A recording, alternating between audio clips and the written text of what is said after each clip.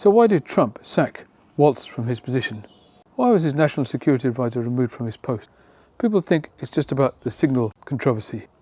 Well, it's partly about that, but it can't be only about that, because Peter Hegseth transgressed in exactly the same way, in fact in even a worse way, because after that signal fiasco he then set up another signal channel in which he invited his own personal lawyer, his wife and his brother, and in that signal chat he was revealing major national security secrets, bombing schedules and details of the attack they were about to launch on Yemen.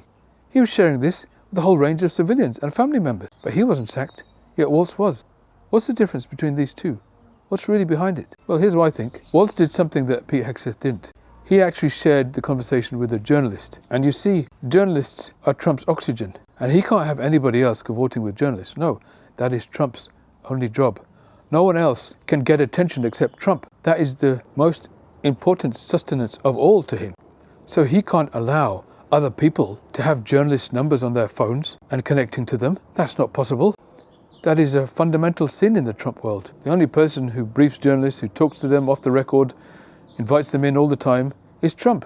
He even invited the very same journalist to the Oval Office, Jeff Goldberg, a few weeks later, as if to say, I can do this, but you can't. And of course, another way in which we know that the real reason for Waltz's departure is because of what he did with Waltz after that. He sent him out of town. He sent him over to become the American ambassador to the UN. In other words, he sent him to a completely different city. Get out of Washington. He's not going to be privy to any insider information anymore. He's not going to be part of the inner circle anymore. In fact, he'll probably find out after the media does. That's the perfect place, almost like a purgatory, to send someone who you don't want in your inner circle. And also, almost like giving him the message. You go and stand over there, where you can't hear our conversations, because that's what it was really about. The fact that he had a relationship with a journalist, the ultimate sin in Trump world. The only currency in the MAGA universe is attention.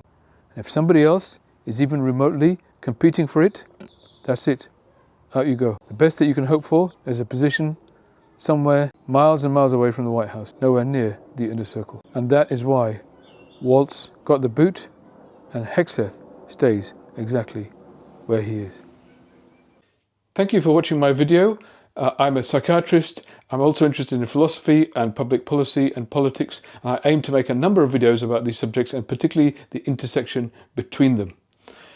If you're able to like and subscribe to this channel, then it'll really help, and also put in some comments whenever you can. That'll really help the algorithm. It'll really help promote this channel to other people. Now, beyond that, we are all, unfortunately, at the behest of a very small number of people who seem to run everything these days. And we are all at the whim of a tech oligarch who could decide tomorrow to end a channel like this because it's not in their favor. And because of that, I've set up a kind of email newsletter, which you can subscribe to. At the top of the channel, you'll see a web address. Please go there and subscribe to my newsletter. That way you can stay in touch with the videos I'm making. At least we can keep the content flowing. So I hope you can do that. And I hope we can keep talking and also gain clarity, not just about what's happening right now, but how we can get through this, how we can improve things to make a better tomorrow together. Thank you.